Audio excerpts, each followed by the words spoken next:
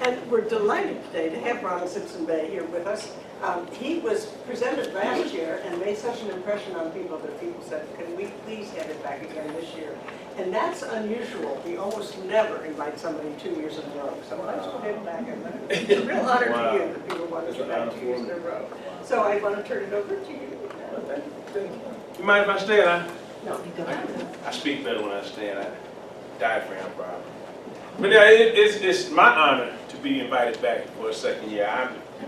I don't know what I did to make such an impression on somebody, but if you knew, you'd do it again. Right? yeah, I'd bother it so I can come back again. But thanks for having me. It's truly an honor and a blessing to be here today, as it is each and every day.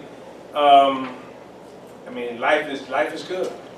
Last year, when I was here last year, I spoke to you about my being incarcerated. For those who don't know, maybe do a little background. I'm a formerly incarcerated person. I was in prison in Michigan from 1985 to 2012 for assault with intent to commit murder in Flint, Michigan. It was a wrongful conviction. My conviction was reversed and overturned by the courts. I was released after serving 27 years, and so now I'm out here doing advocacy work, prisoner advocacy work, and criminal justice reform work. Incarceration, I mean, I don't even know what they explain about incarceration. Is something you don't wish on your worst enemy. I hated incarceration. It wasn't so much, physically dangerous or taxing. It's the mental drain and the spiritual drain and the psychological drain that it puts on a person, because it's designed to rehabilitate, dehumanize you. You're no longer an individual in prison. You're a number, and you're part of a bunch of other numbers. And so I spent 27 years battling the effects of trying to be made, nominal, marginalized. I hate being marginalized. I want to be important.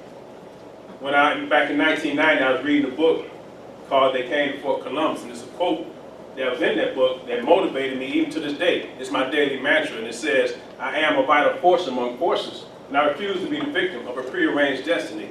So as I sat in prison, I refused to be a victim of this prearranged destiny. Being a black man in America, I always say, when I tell the story, I usually start off by saying, in 1985, I was standing at the intersection of race and prosecution in America, and I got run over by the truck called prosecution. So during my incarceration, and part of what informs my work today, in 2001, I had been incarcerated about 16 years at the time. I had my only son, and I had three daughters and one son. And they would come to visit me on Father's Day in 2001, this particular year. And I called them that particular morning. My son said, "Dad, I want to pick the girls up. We'll be up there later on." He was like 21 at the time. So I wait. The afternoon draws on 4 or 5 o'clock, and it's kind of strange that they haven't showed up yet. So I start calling around. I make calls, trying to call my family, his family, and my in-laws. I couldn't catch anybody. And I wondered why. An hour or two later, I finally caught up with somebody, with my ex-mother-in-law. Just on a whim, I called her because of my daughter's grandmother. And she said, "You haven't heard?" I said, "No, what happened?" She said, "Ronnie was shot and killed." My only son was shot and killed by a 14-year-old juvenile on Father's Day, 2000. You cannot begin to understand the magnitude of the hurt, the anger, the anxiety, this whole range of emotions you feel, the rage that you feel. As a parent, anyone you could understand losing a child, but imagine losing a child under the conditions of incarceration, not being able to get there, not being able to be there, feeling like it's part of your responsibility, your problem, your fault that it happened because you weren't there.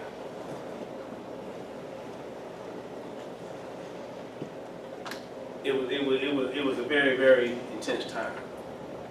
But me, I'm the type of person that I'm committed to whatever I commit myself to. At the time, I had turned my life around. I was advocating for prisoners. I was counseling people. I was running organizations. So I was doing pretty well in prison, relatively speaking. But I took the lessons I had learned from all those years and the advice I had given so many people over the years, and I applied it to myself.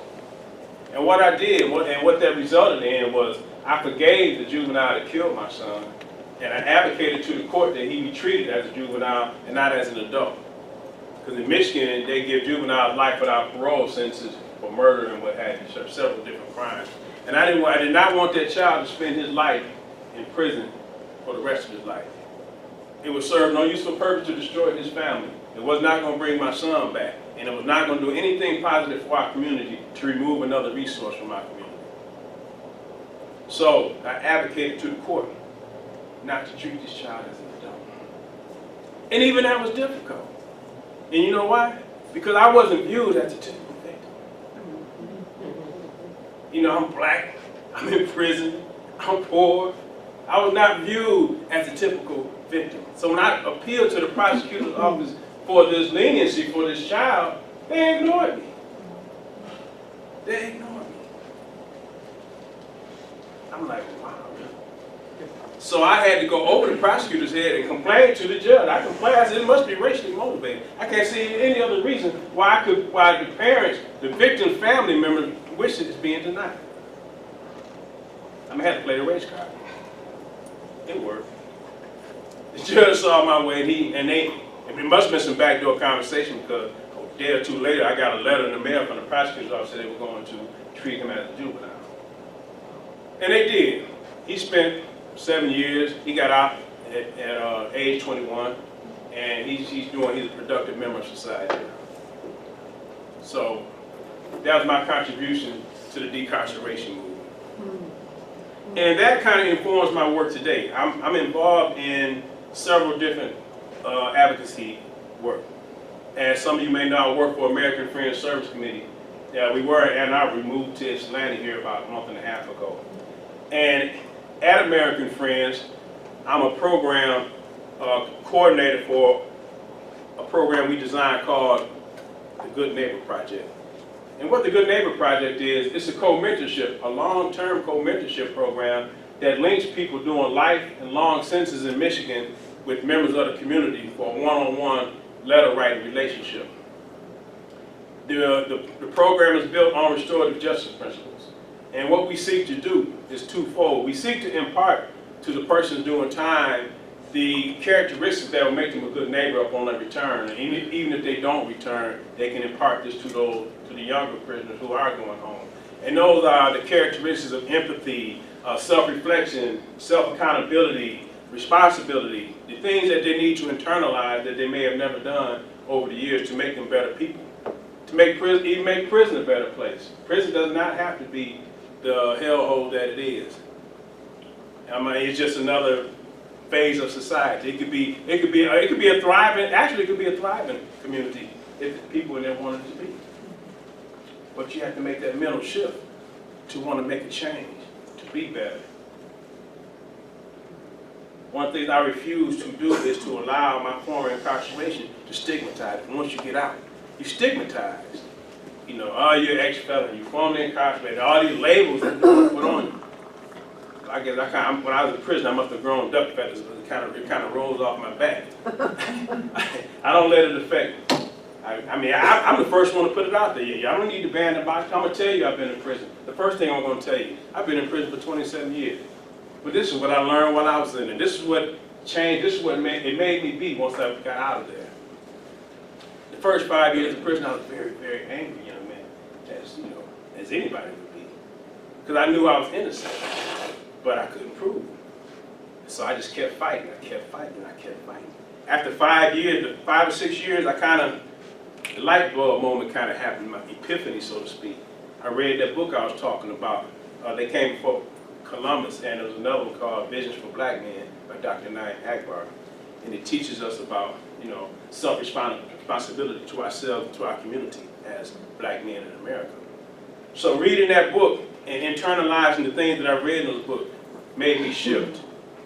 Because when I caught my case, let's make no mistake about it, I was not a Boy Scout. I wasn't guilty of the crime for which they convicted me, but I was guilty of a lot of other stuff for which I didn't get caught. So it's a karma, where I got what my hand called for. What goes around comes around. That's why I was never really angry when I was in prison, because I knew I had done other stuff that could have sent me to prison. Hey, you make your bed, you lie in it. I wasn't going to cry about it, but I fought. I was persistent. Everybody said, be patient. One thing about being patient, you just sit on your hands and wait for things to happen. When you're persistent, you can get up and make things happen. So I stayed persistent. I appealed my case. I became a paralegal. I went to Jackson Community College, got a paralegal's degree, and I was hired as a law firm, in a law firm as a criminal law paralegal. So I worked on my case until I got out. And I got other people out when I was in there. And that leads me to the current program that I'm a part of, called Just Leadership USA. Just Leadership is an organization that was developed by a gentleman and visionary named Glenn Martin, a young man in New York City. He had served 6 years in New York's penal system in the 90s. And he got out and he became a member of the Fortune Society and some other stuff. He was running some pretty high-level organizations in New York. And in his vision, he developed this program, he developed this thought where he wanted to decarcerate America. He wanted to cut the prison population in half by 2030. And in his development of it, he came up with the idea that those closest to the problem are closest to the solution. Meaning those who are formerly incarcerated should be those that's out leading the discussion, leading the charge, leading the fight for decarceration, prison and criminal justice reform. So what he did, he partnership with Columbia University, and they put an application process out last year, and they accepted 20 people into the first cohort from the nationwide application process. I was one of the 20 people chosen. Thank you. So in that, I had to go to New York 4 times this past year for in-person, like 3 or 4 day a weekend. Like Thursday, Friday, Saturday, and Sunday we'd be in New York 4 times this past year for in-person training. It was very intense. It was very enlightening.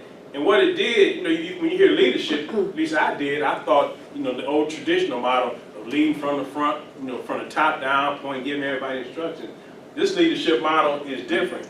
They want to expand your capacity to do the work that you're already doing and to raise leaders behind you. To inform, to groom, and personalize, give them these relationships with other people and groom them to do the work as well. Like Harvey and I were just talking about, the advocacy. You bring more people in, explain to them what's going on, get them involved in the process, and then they start becoming leaders themselves. And you become more effective. Instead of 1 or 2 people, 1 or 2 groups whistling in the wind, you get 20 or 30 people, 20, 30 groups, then they become more resonant. They have a louder voice. They become more impactful. So Just Leadership, it focuses on that, and it allows us to become leaders. And part of that process, I guess, at least for me anyway, they recognize that I don't mind talking in front of crowds. So they kind of recruited me to go around and do national public speaking events. I go to DC this week, I go to New York next week, St. Louis the week after that. There's a lot of events coming up because I've been invited to speak at all these conferences. And it's funny because when I go speak to one, I usually get 3 or 4 invitations from that one to do others, and they keep growing and growing and growing. So I'm happy to be able to spread this word. When I first started, I forgot to say this, I like to have conversations instead of just talking at people. And I like discussions, talking at people is one thing, but I like to interact. So if I've already said something, or if I say something that you're curious about, have a question about, raise your hand, just throw it out there. Come on. You mentioned you took the paralegal training through Lansing. Is there such a Jackson. Is there such a program with the college there that's working with incarcerated people? See, it's going through a chain. What happened was, this is 89, 90, up to about 92 I was in there. And they had college and prison at the time. Community colleges all around the state had colleges. 1995, the federal government passed the PLRA, Prison Litigation Reform Act, and it banned all Pell Grants for incarcerated people. They eliminated them. So there were no more college classes. However, right now there is a pilot class being run at the Cotton facility. Jackson Community College has been allowed back in on a trial basis to try to reestablish, because now the lawmakers they're trying to pass the bill to allow Pell Grants for prisoners again. So I expect to see that come back within the next few years. You're going to have to be paid. You're going to have to pay for it, don't you? Because I work at the cotton facility, and it seems to me that the guys are always trying to find money. Right now they're paying for it. you know. But if the Pell Grants pass, the good, I mean, they all they do is apply for the grant like we used to do Right. previously, then they won't have to pay, they get their money. So it's really expensive for a person to get. Oh, absolutely, Okay. absolutely. I'm glad to have you here, you work at Cotton. What's your name? I didn't catch it. Carolyn. Carolyn, nice to meet you, Carolyn. I was never at your facility. Any other comments or questions?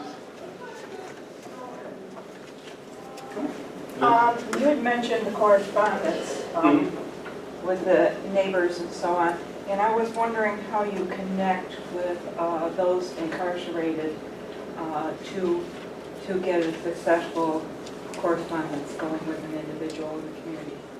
At AFSC, the program that I run, we have a training session that we recruit enough people to want to participate. We hold a training either at our office, at a church, a community center, wherever we're invited. We'll go hold this training event.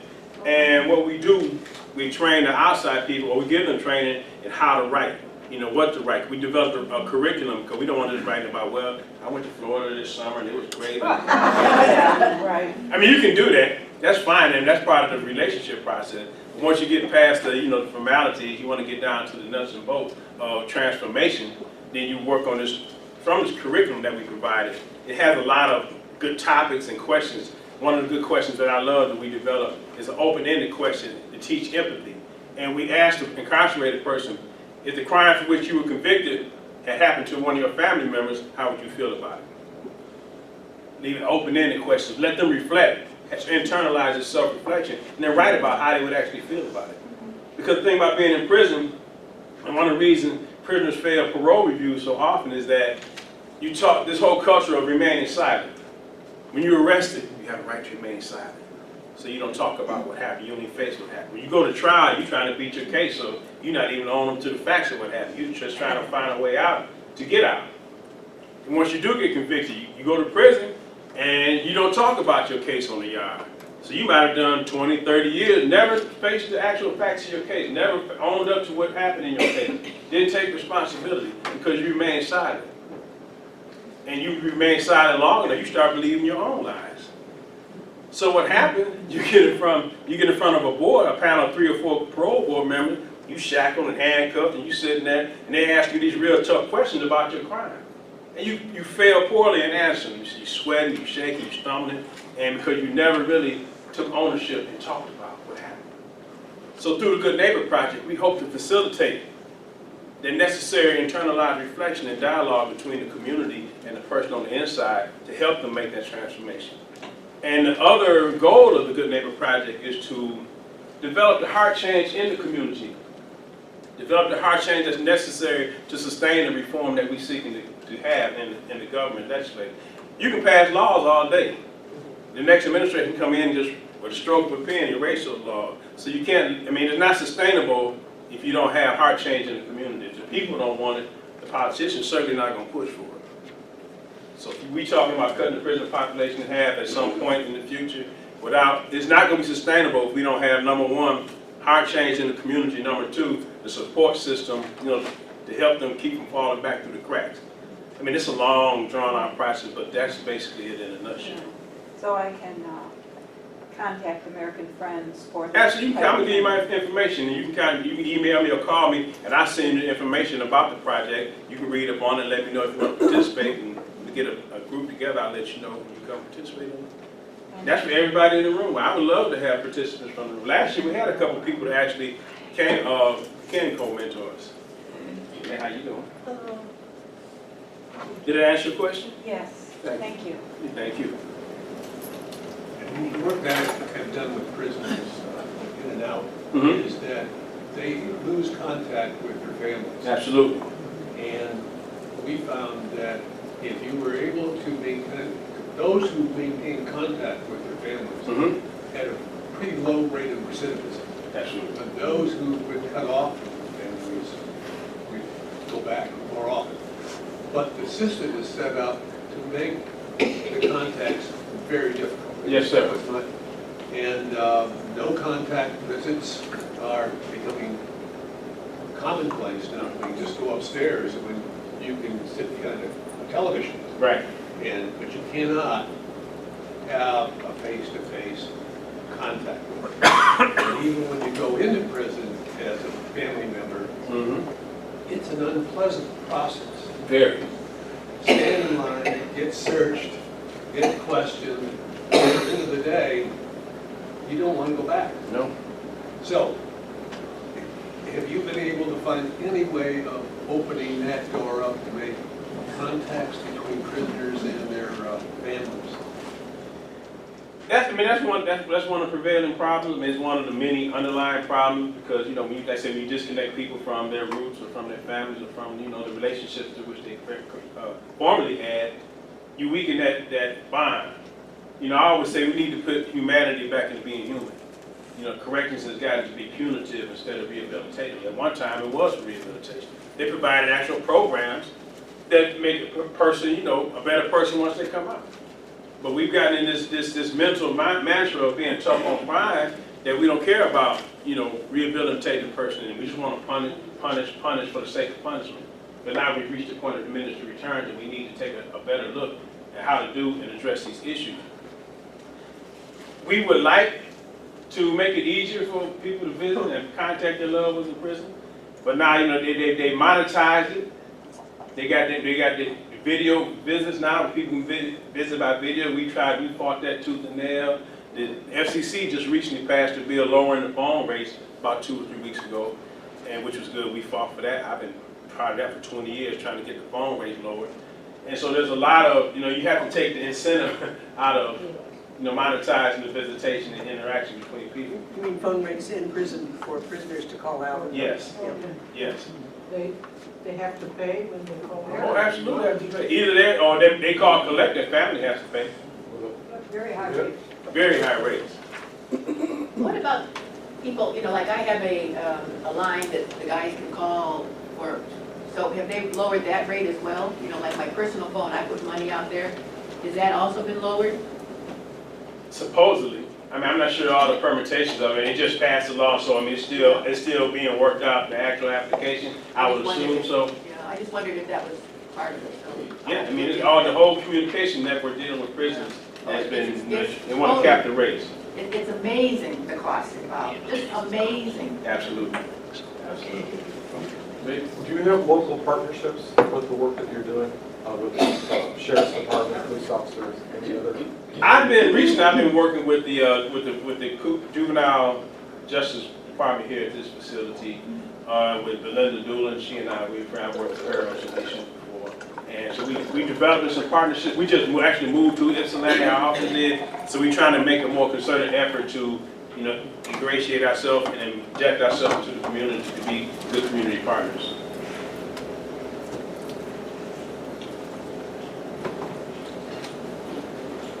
The problem seems so intractable because every state has their own penal system. Absolutely. The federal government has its own penal system. Absolutely. How do you even begin to get somebody to listen?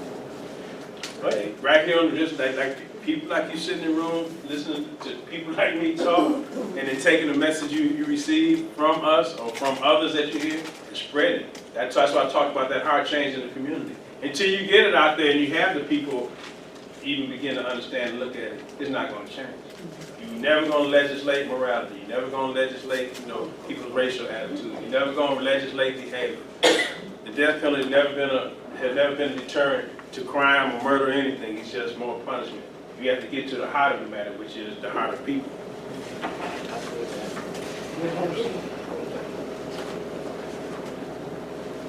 Well, I found the only thing that's going to change it is the system costs so much money. That's just forcing the change now. That's what, I mean, they haven't come to Jesus on this thing at all, you know, it's just about, there's more money Yeah. going out, and they want to find a way to save some money. But that's great, I mean, they're letting some people, more people out. Yeah. But for those that are still in there, Yeah. that's where. It's a fight. It's a fight. And I always tell people to, one of the things I like to see change is the way we review and release those that's incarcerated. You know, what's the definition of insanity? Doing the same thing over and expecting different results. They continue to release the same people over and over and over. When I say the same people, they're in this mode where they have violent and versus non-violent offenders. Ooh, the boogie, violent man, violent offenders. Whereas if you go into any prison in this country, every warden to a T would tell you, I'm sure she'd tell you, those that just serve life and long sentences, guys that got 20 years in, they're the best behaved segment of the population. They help keep the prison calm because they're able to reach the younger prisoners. They have heart change. They have developed their own mindset. They want to be community stakeholders. That's why when I recruit for my Good Neighbors Project to have incarcerated people, I have more than I need. I mean, I have to tell them, what, got too many of me. I sent out application in 6 months. Because they want to be a part of this change. Now the younger prisoners that are doing 2, 3, 5 years, they don't outgrow the criminality. They haven't matured enough to be good neighbors. They just come in long enough to learn the negative stuff, the bad stuff, to be slick, to be better criminals. And come back out to the community and prey on the community. These are the people that the corrections release back to your community. The so-called non-violent offenders, the drug dealers. Drugs is what create all the habits in your community. The whole drug culture, the business of getting drugs, obtaining drugs, selling drugs, using drugs. People don't carjack because, well, I don't like you driving that car, so I'm gonna kill you and take. I need to get some drugs, so I'm gonna steal your car and sell it to somebody. When you come to the store or a gas station, I'm gonna stick you up because I got a drug habit. I gotta get money to sell drugs. So why we keep releasing those who keep preying on our community? What's wrong with this picture? We should develop a program or some type of system where we review each individual prisoner on their merits. And when I say marriage, I mean a meaningful review, not based on, we paint everybody with the same brush, and you committed this horrible crime 30 years ago, and you still that same person. No one is the same person they were 20 or 30 years ago. If you serve 20 or 30 years, you are no longer, trust me, that same person. And it's easy to tell when you interview them. Either they've gotten it, they've matured, they're no longer angry, they're reflective, self-reflective, or they're bitter and angry and shouldn't be let out. It's easy to tell. Easy to tell. So I wonder if you could comment on a couple of actions nationally and statewide. One of them is the sentencing reform bill that's going through the Senate right now. I wonder if you could comment about that. And the second one is what's happening in Oregon, where they actually give counties $30,000 or $40,000 per prisoner to educate that prisoner and rehabilitate that prisoner. However, if the county fails, the county has to pay back the $30,000 or $40,000 to the state. And because of that, they've managed to reduce the prison population by some astronomical amounts. Wow. And so it seems to me it's a very successful program, but how did they get the community to agree with that? And could the rest of us somehow put it on the agenda? So sentencing reform and the Oregon model. Well, let me address the Oregon model first, because you just educated me. I knew nothing about the Oregon model, but now that you mentioned it, I'm going to look into it and find out exactly what it is. If you have some information you can share with me, I'd love to have it, because it sounds like a model that should be and could be duplicated in other areas. Michigan definitely needs it. Now, as far as the sentencing reform, that's just a result of the hole we've dug ourselves in on this tough on crime stuff. And that's why you got bipartisan, support. Decarceration is sexy now. We want to lower the prison population. The Democrats, the liberals want to lower it for social justice reasons, and the conservative Republicans want to lower it for economic reasons. It's no longer sustainable. It's no longer feasibly sustainable to spend money at the rate we spend in incarcerated people. Look at the roads in Michigan, where they just passed a bill last night to fix our roads, but look at the corrections budget. Yep. Ain't no arguing on the corrections, but they get $2.1 billion every year. To do what? Return people to your community not ready to come. Just a comment for folks to think about. Because I work at Cotton, I've seen the effect and the impact of privatization in prisons. And the stories I hear about the kitchen out at Cotton, I mean, mice running rampant, roaches in the grains. I mean, it's just horrific. Yeah. Just horrific. And then they expect folks to, and then they cut down. It used to be that you got 2 hot dogs, 2 cookies, and a milk. Now you get 1 hot dog, 1 cookie, and 1 milk for lunch. Yeah. And these are men who are, at times, very big men. Exactly. Yeah. I mean, it's just horrific. What does Cotton? Cotton is the name of a prison in Jackson. It's one of the 6 prisons in Jackson. Cotton Correctional Facility. She works out there at the prison. And she makes a very valid point. You know, when privatization of prisons is just, you know, monetizing misery. And when you make corrections a business, what's the number one goal of any business? To perpetuate itself. So prisons perpetuate themselves by, you know, keeping people in and bringing people back. And they privatize the services so the state can save more money in their cost, put money in their personal pocket, and the public can benefit, and well, not public, private business can benefit as well. She talked about the food service. They just changed the second private food service here in Michigan in the last 4 or 5 years. And like they say, to make money, they feed you less food. Michigan prisoners are fed 3 meals a day for $1.96. Oh, Wow.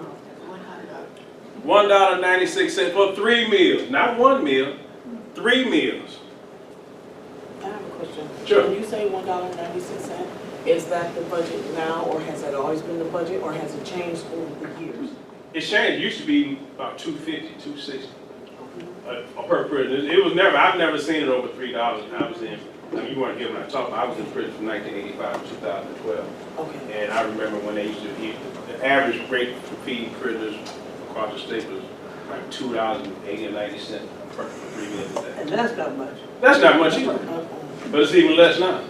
One other factor that just absolutely blows my mind, because what it does is perpetuate more and more crime within the prison, Yes, it does. is that they give you 2 T-shirts, 2 pairs of socks, 1 pair of shoes, and so forth. And then there's so much theft going on between the guys, and so much, I mean, and then you end up with no T-shirt, and then you're given a write-up because You you don't have your T-shirt. Right. And it's just a mess. Just a mess. It's a total mess. You come on, I see. Come on. When you go out and talk, as you become more asked for, do you hear from groups other than just those that want social justice, that whose purpose is to change, like you said, the Democrats who want social justice, although not all of them do, but at any rate, are you hearing more from the folks who are motivated more by the economics, who are beginning to understand some of the other issues? Or is it mostly you're either driven by one or the other? I mean, we're getting a little bit of that. What happened was I get invited to these, I would get referred to these particular groups, and I get invited. And a good example, when I was in D.C. back in August, participating in the bipartisan Coalition Summit for Justice, I was telling Harvey about. And that's what the Republican and the Democrat had this great big summit. They came together, they were talking about criminal justice reform. And I was supposed to have been a panelist at this particular conference. But I got kicked off the panel because it grew in such popularity that the conservatives wanted in. So Rand Paul and Ted Cruz, they kicked me. I ended up getting kicked off my panel. All of us did. So their panel could come in and talk. And we were I was teasing with the sponsors of the conference. I said, you remove the experts from the panel, put blowhards on them. Yeah. They don't know about correction. But we laughed about it. But after that, they invited me to talk with a bipartisan committee over at the Homeland Security Office. I met with some senators and some reps from both sides of the aisle, and they wanted to talk about this whole concept of decarceration and how do we cut prisons and prison reform. They were more looking at it from a messaging standpoint. I think they want to figure out how to take it to their constituents. Because it was a closed door session, we couldn't have our phones, we couldn't talk about who was in the room once we left. Because they didn't want nobody to know they were talking to us about criminal justice reform. But they were basically looking for talking points to take back to respective communities, especially the conservative one. They were concerned about economics, and they asked us questions about economics. Well, how does this save money if you do A, B, and C? It was a panel of 4 of us. We had good answers for them. So they left a little more supportive. I thought they did anyway. So at least they heard our message. So we get invited into those circles, but it's not as often as I would like, but it is starting to happen more and more.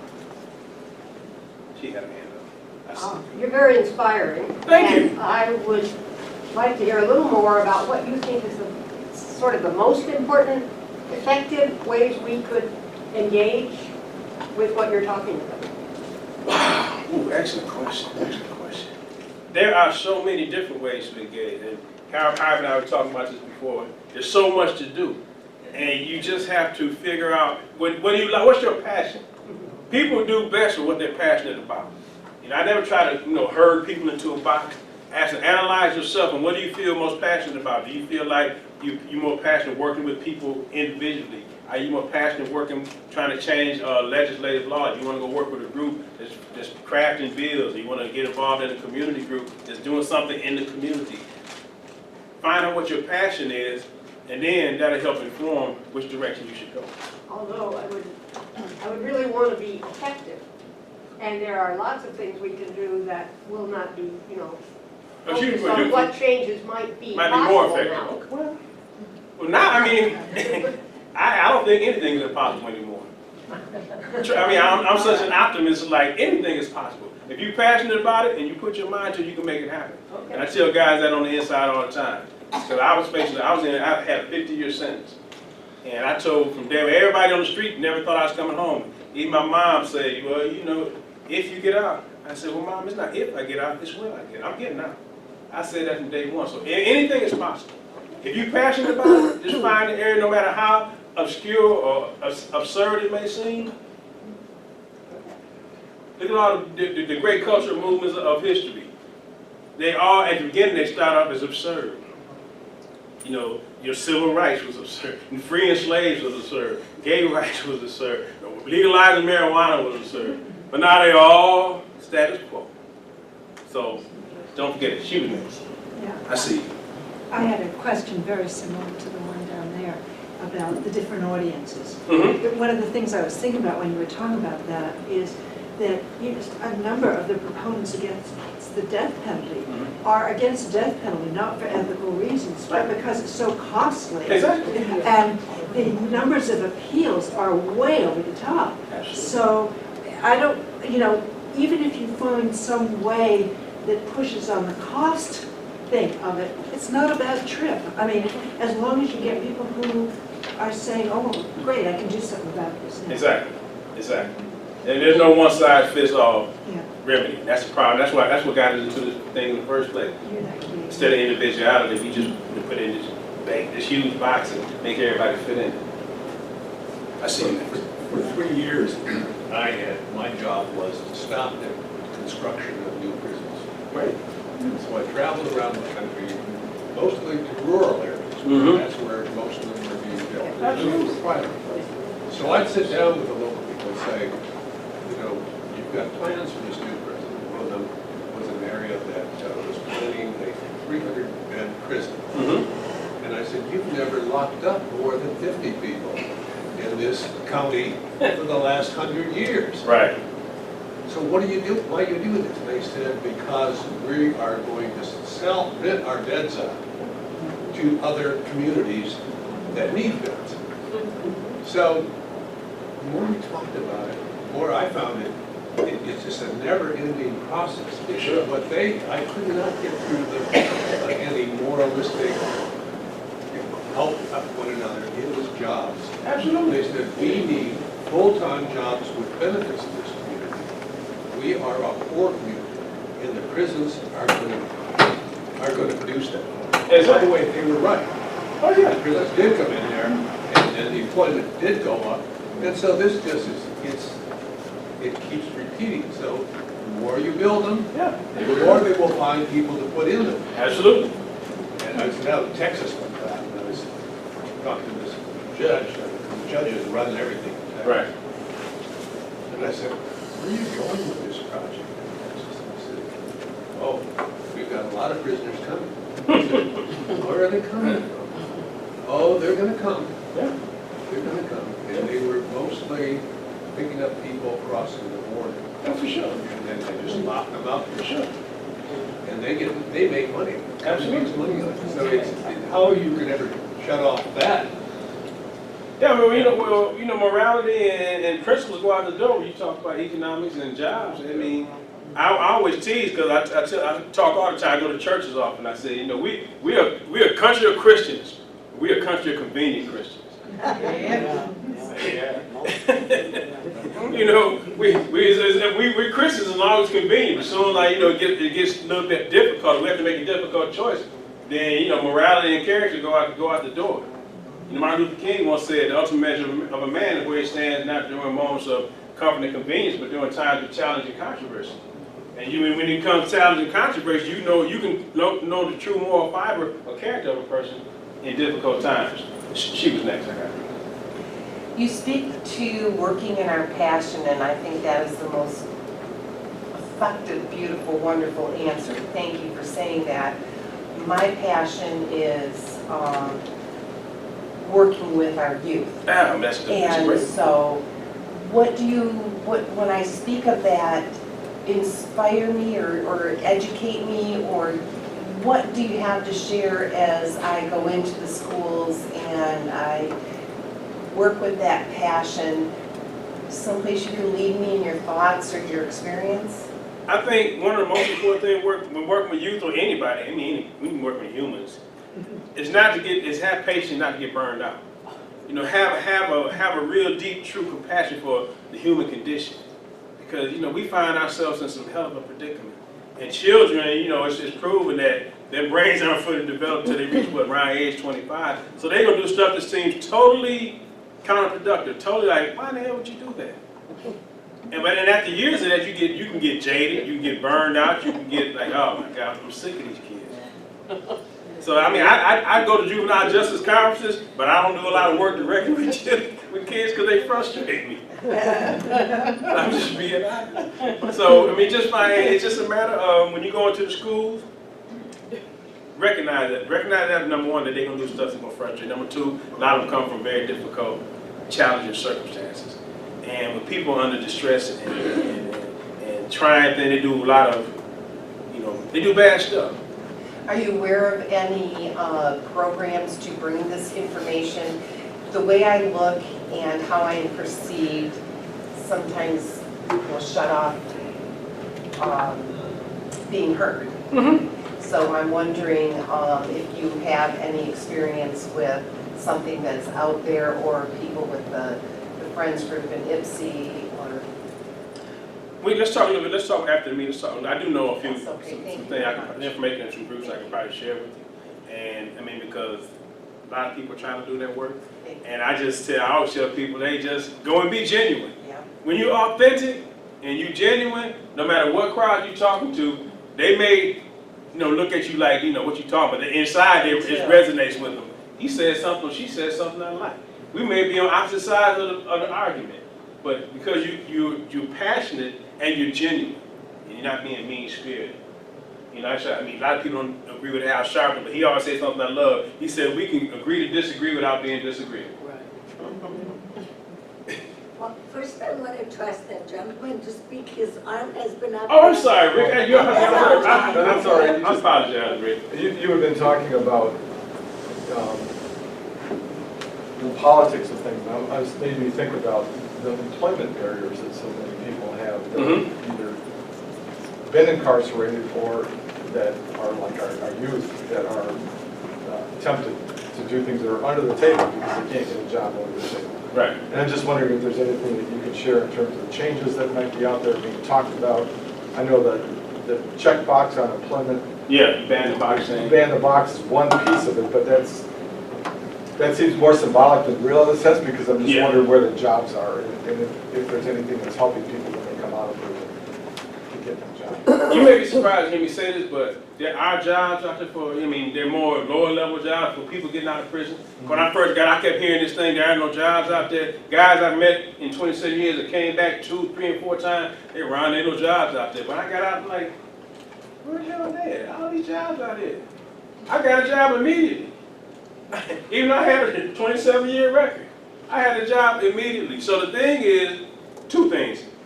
Back in May, Governor Snyder, he announced an initiative dealing with criminal justice reform. And part of that, he incentivized employing formerly incarcerated people. What he did, what the state did, they passed a bill apparently to, it's called Certificate of Employability. And when you get close, when prisoners get close to the release dates, that they've been misconduct free, they've been working, the state certifies that this person is employable. He shows up to work, he's punctual, he's hireable, and we're gonna give you the certificate to back it that we saying that he's hireable. And the second part of that, they removed the liability from the employer for hiring the formerly incarcerated. First, they incentivized it saying, we're gonna stand behind you hiring this formerly incarcerated person. Secondly, we're gonna remove the liability, so if he goes postal and shoot everybody in the place, you're not gonna be on the hook for it, we will.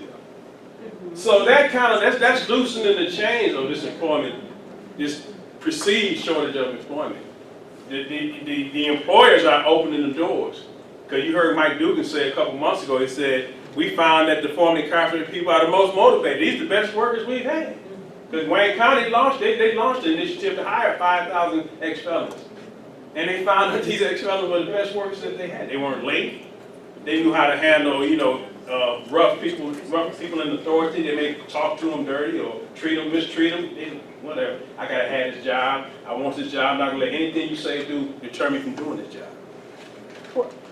What kind of jobs did you find that seemed to be invisible to others? Well, I mean, low level, what's that? When I went online and I went to researching, because when I went to prison, there were no computers in '85. No internet. So I got out and I went to Googling jobs, and I found, just those low-level stuff. I got hired at a place out of Livonia that made cooking oil, sea salad oil, and it was a minimum wage job, $9.75 an hour or something. But it was a start. It was a stepping stone.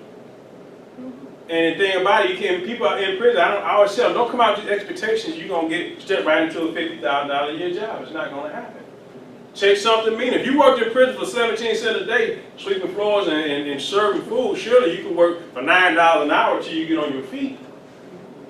So there's a lot of, most people getting out of younger prison. So they can do manual labor. They can move boxes. And there's a lot of manual labor jobs out there. A lot of these private manufacturers hiring people just to be stock handlers, to run a drill or put together something on a board. It's a lot of that. And Michigan Works got a whole department dedicated to helping people find those jobs. Okay, thank you. So yeah, if you go to Michigan Works, they got a website and they can say formerly incarcerated, apply here. And I still get emails about job openings. I've been out 3 years. I never canceled my participation in the program. So when I get these emails, I forward them to people I know just getting out. Hey man, it's a job opening over here. They said, bring your resume and come appropriately addressed. They're gonna hire you. They're out there. She had her hand and I got you. My brother-in-law got out, and within 2 weeks he was working as a delivery driver for Pizza Hut. Yeah. And with tips, he's making well over 25 a year. Yeah. And that's not bad. That's a good start. And he graduated, since he got out, he's gotten his associate's degree, his bachelor's degree, and his master's degree on that salary. Yeah. If you're determined to do it, it's going to happen. Yeah, I'm glad to hear that story. Well, so I just wanted to ask you to help us confront the two issues, morality and economics. Wait a second. You want me to walk on water too? Let me give you an example. At some point, we got to be moral. Yeah. Concentration camps Yes. were absolutely the most efficient and profitable production engines. Absolutely. Yet if you ask anybody in the world if they're for concentration camps, morally they're not. Right. And that's how we've got to feel about prisons. We've got to have that moral outrage. Absolutely. And you know the best way to address that? These one-on-one interpersonal relationships I talked about in the co-mentorship program. When you get to know people, you're able to put yourself in their shoes. That's what fosters empathy. If I can't put myself in your shoes, I can't understand where you're coming from. That's why when I get in these rooms where I stand on a different side of podium than the people I'm talking to sometimes. I've talked to sheriff's associations before, I talked to a group of prosecutors before, but I put myself in their shoes. I said, I understand the job that you guys have to do, and I empathize with it. But at the same token, I share my story, and this is what I had to go through. So somewhere in the middle, there's a common ground. And you just have to be willing to reach that. If you allow the politicians to drive the discussion, to drive the narrative, then you're not going to have any morality, you're going to have any connectivity. We as individuals have to get involved through either individual one-on-one relationship or through, collective relationship with groups that's doing the same work to develop that. And until you do that, it's not going to happen. And I mean, what happened with the more outrage with the Holocaust? The people got involved. They started seeing the atrocities instead of listening to what was being told to them. The atrocities were starting to be broadcast. People writing letters, Anne Frank and all, that whole narrative. People started understanding, they could empathize because they could put themselves in their shoes. I see that the president banned the box for federal employment on Monday, but he hasn't chosen to ban the box for federal contractors, saying he would like to leave that to the Congress so the next administration doesn't change it back. Does the president's action on Monday have significant meaning? Is it a small step? Should the president do the executive order on federal contractors? Is there any chance that the Congress would actually take this up? I don't know enough about that issue to give you an educated guess. But I mean, I would say it's definitely a step in the right direction, because I've always said that, the president, the federal government should lead by example. It may be, it's an incremental step. Instead of taking the whole pie, he's being diplomatic. He said, well, I'm going to pass on the federal employees, but I'm going to leave the contractors to let Congress make that decision. He's not usurping their power. That that whole thing of power dynamic in between the Congress and the president's office. So I think that I love that he did that, and he just released 6,000 drug offenders or something. I'm still kind of digest that, but it's a step in the right direction because it sets the tone for the rest of the country. When the federal government, when they either go along with something or refuse to be against something, you start seeing change on it. That's how the marijuana laws got passed. It's still against federal law to sell marijuana. They just stopped enforcing it. They didn't enforce it on the state, so now it's status quo. I have a nephew who went to prison, I think he might have been 16. And he's been there, he's now 33. Off and on, all that time. And every time he gets paroled within, or probation within a couple of weeks or month, he's right back. And it seems as though he has almost like an organizational affinity. In other words, that's his population, that's his life. Can you speak to that? Absolutely. Sometimes people, they feel comfortable, they feel they belong. I say prison is not always, it's not this whole terrible place that you think it is for the wrong reason. It's not just, it is violent, because people in there are violent people. I mean, it's just like, it's a microcosm of society. So what happens, people go in and they make these these relationships that make them feel this is where they belong. And you'd be surprised. Prison is the craziest place in the world, but a lot of people feel like they belong there. I know the people that's actually been in a long time, not even fighting to get out of here. They're comfortable, man, look, I just want to do my time, get home. And they're good.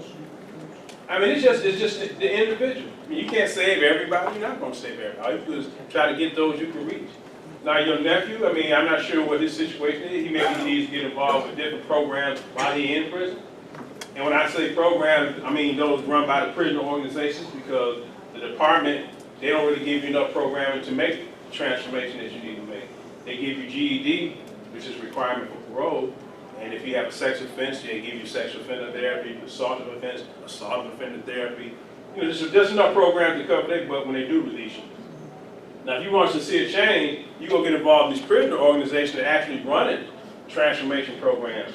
Groups called Chance of Life, National Life of America, the HASA, JCC. These groups are actually running internal programs that help prisoners change that want to change. They provide books, material, because people from outside send stuff in. It's just a whole self-determination thing. You have to be self-determined if you're going to be successful and break that whole prison cycle. Come on, Anna. Come on. You spoke to jobs. Can you speak to housing for people out of prison? Housing sometimes is a little trickier, but it's not quite as tricky because most people have somebody to come home to, and those who don't, there is some there's a substantial commercial placement in the state and the country. They're not all good places to be in. You know, they used to be halfway houses. Now they're more community homes, residential homes, where they'll house you for a certain period of time till you find your own housing. So that is available. As a matter of fact, they don't even release you unless you have housing. You can be released and not have a job. They'll let you go all day. But you have to have housing in place, either personal housing that you arrange for yourself, or somebody that offered, or you sent out an application and gotten commercial housing acceptance from some commercial housing. That's pretty much it in a nutshell. You talked about how you want to work on what happens when people are released and to make that transition. Can you describe a little bit about what you see as the hope of change in that way? The thing about, helping people after they release is helping them before they release. Humans are nothing else but creatures of habit. So the longer we're in the habit of doing something, the better or the more useful we become to doing it. So if you want a person to be reliable on the job, you start them before they get out. Look, get up every morning, be on the job on time, or we're going to punish you for not doing so. They get in the habit of being on time. They get in the habit of being punctual. They get in the habit of being responsible before they get out. If I've been in prison for 10, 15 years, and I've been pretty much playing basketball, playing cards, watching whatever the talk show of the day is, and not doing anything constructive, and then you 6 weeks from the door, 6 months from my release, now all of a sudden you want to give me reentry training. What am I going to internalize in 6 weeks or 6 months that's going to be useful to help me in society? If I haven't been getting up in 10 years, I'm not going to get up in 6 months. If I haven't been prompt, or if I haven't been respectful, or if I haven't been, self-sufficient in 10 or 15 years, or had to be responsible in 10 or 15 years, because they feed me 3 meals a day, they tell me when to get up, they tell me when to go to bed, they tell me when I can watch TV, they tell me when I can use the bathroom. You live 10, 20 years of that, and you haven't been prepared to be released. 6 months of re-entry is not going to prepare you for being released. So, in answer to your question, our way, I'm advocating, or what we're trying to do now, is to get more front end when people come in, to start them on this process. Years ago, some my friends and I on the inside, we tried to develop what we call a contract for parole. And in this contract, it set up a whole list of criteria that the prisoner had to meet before he could be paroled. We sent it to the legislature, the governor. This is back in the late 80s and 90s. And I still think that's prevalent today, because it's funny, I'm seeing bits and pieces of it now starting to weave into the reentry program. When you come into prison now, you see a parole board member, and they tell you exactly what you have to do to be expected to be paroled. And it's the whole concept of that prison contract we worked on years ago, prison for parole contract. So if you tell them in the front, or start working with them at the beginning of the sentence to do A, do B, complete these programs, get this job, and make this recommendation, write these reports. If you cross all these T's and dot all these I's, then they'll be ready to be released. When you get to the end, it's not so hard. You don't have to reinvent the wheel. You have to teach your old dog new tricks.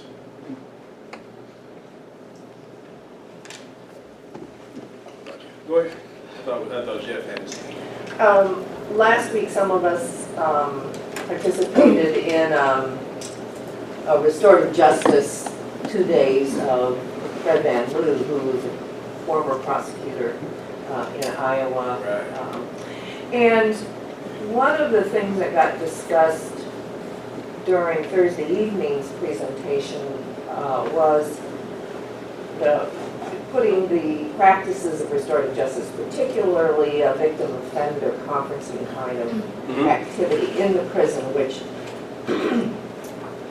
would require the prisoner to confront the person who he did the harm to, she did the harm to, Absolutely. and vice versa. They have to both agree that they want to do this. Right. And what a couple of the speakers were describing was how difficult that is for the prisoners to do, even though they say they want to do it, they sweat and they get very, very agitated about actually confronting or being in the presence of the person they did the harm to. And I'm curious, you were talking earlier about the culture not allowing the person who did the harm, the culture in prisons, to take some kind of personal reflection on that and to own it, but that was part of the necessary healing. I think, I forget exactly how you worded it. That's right, that's right. But I'm curious, I mean, these folks were obviously promoting the use of that in prisons as well as in other places, but I'm just curious if you're familiar with the concepts, whether you've seen them operating within prisons or... I'm very familiar with the concept. I mean, I love restorative justice, and that's why we modeled the Good Neighbor Project at AFSC off of restorative justice principles. And I haven't seen it in Michigan prisons yet, and part of the problem is Michigan has a policy not to allow offenders and victims to communicate. You know, they totally discourage that. Matter of fact, you know, you get an infraction of even trying to communicate with the victim. So they totally, even the prosecutors don't want to see it happen. They don't want to see, you know, this one-on-one healing that we talked about, redemption and second chances. So, and what we did through the Good Neighbor Project, we expanded the definition of restorative justice to include the community as a secondary victim. You know, traditional restorative justice, like you said, is the victim and the perpetrator, and you do some type of one-on-one mediation or dialogue. But if you expand the definition to include the community, you empower the community now to face the perpetrator, because the perpetrator not only harmed the victim, but he harmed the community. So a person in the community could, you know, as a surrogate, take it upon themselves and challenge them. And that's what this one-on-one relationship is about, that we talked about, you know, this mentorship program, to challenge them. Because right now, Michigan doesn't allow the interaction between the two. So I don't expect to see that type of conference in Michigan prison anytime soon, unless we have public sentiment asking for it. So until that time being, the U.S. community members have to be secondary victims and step up and challenge those who are coming back out. You can help mold the character of the person that's returning to our community, whether you know them personally or not, whether they were in your community or not. As a community stakeholder, you know what you want to return to your community. So stop letting the corrections department, the prosecutor's office, the corrections system, or criminal justice system determine who comes back to your community. I'll just say there were two people who I perceived as heading up, or very close to heading up, the corrections department in Michigan who attended this and heard these kinds of stories. Okay. Hopefully they participate as part of the problem. I mean, part of the solution, not part of the problem. Somebody say that here?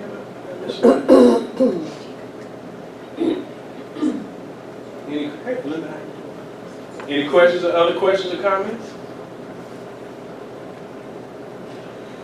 I mean, again, it's truly an honor to be here before each of you today. I mean, it's like, it just reaffirms my spirit that, you know, there's hope for humanity. I was talking to a group of University of Michigan students 2 days ago and a criminal justice class, and I had the same feeling when I talked to them, because, you know, I said, you guys are our future. I said, seeing you is this hope in humanity. I mean, because they are interested, they ask the same questions you guys are asking. So I see the commonality in the fight that we are facing. And to have people such as yourself who've been around the block a time or two, and the youngsters who just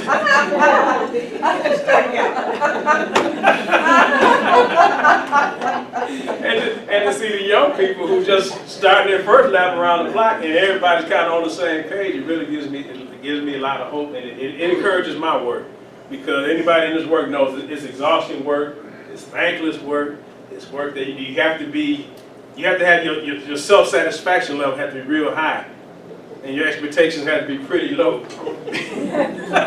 So if anybody would like to sign up for the Good Neighbor program that you're doing here, tell them to talk to you today. Yeah. And also, I was gonna say, I could give them their email address, or you Yeah, can I'm put it up there. gonna write mine up here and they can. Okay. So Sally, how do we participate in the project? I didn't understand that. It's the one that where you get training in writing to prisoners Oh, writing. and helping them to take the steps that they need in order to make them either more empathic, better communities, people if they come out, or to train other people in the prison, younger people in the prison who will be getting out in some of these community skills. Does it include women prisoners as well as men? Did you hear that, Ron? What was the question? Are women prisoners included as well as men? Oh, absolutely, absolutely. In the Good Neighbor Project, I have had two board members, of two advisory boards. One made up of incarcerated people, one made up of free world people. And my incarcerated board is 7 women and 13 men. The women are included, and we make sure that they get connected as well, even though they make up maybe 2% of the Michigan prison population at this point. But we make sure that they get addressed in this project. So if anybody wants to participate and communicate with a female prisoner, woman prisoner, let me know and I'll make sure that happens. I was also interested in your talking about how important it is to take care of yourself when you were answering Absolutely. Laurie's question about working with the students. And our next brown bag lunch will be on December 2nd, Wednesday, December 2nd, and Christian Spielman is going to talk on preventing compassion fatigue. Couldn't be more timely. So unless there are more questions, let's thank Ron.